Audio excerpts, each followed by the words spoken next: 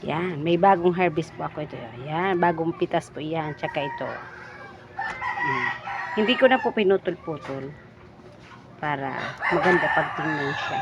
Attractive sa mata ng bibili. Diba? Meron na po akong mga disposable na kutsara. Tsaka ito. Yan. Punta na lang kayo sa Divisoria. Pichil. Itong pichil na kulay pink, may kasama na yan na 6 na baso. Masikip lang ang aking display ha, kaya hindi nakasya yung iba. Yan. Diba? Kumutit ko titap. Yan. Hindi ako nagsasawa na lagi ko ito ina-upload.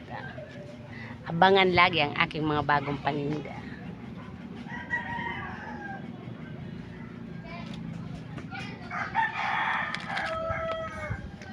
Mayroon ako mga tindang sinulid brush, stain wall. Ayan. Diba? Doormat. Tsaka may tinda akong bilao.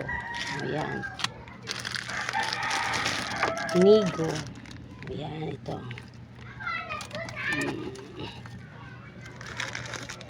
Diba?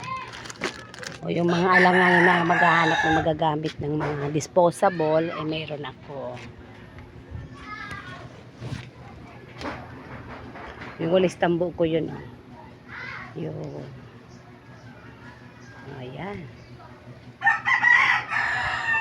Yung mga plastic.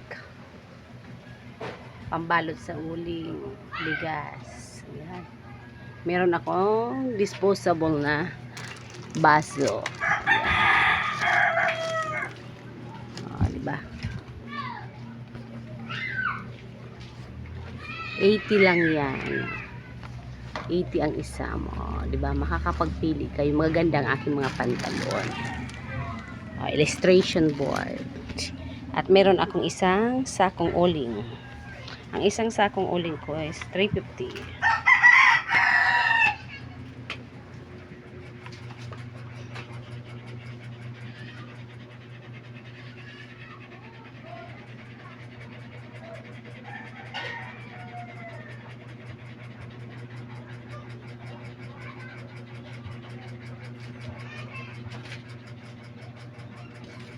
Diba?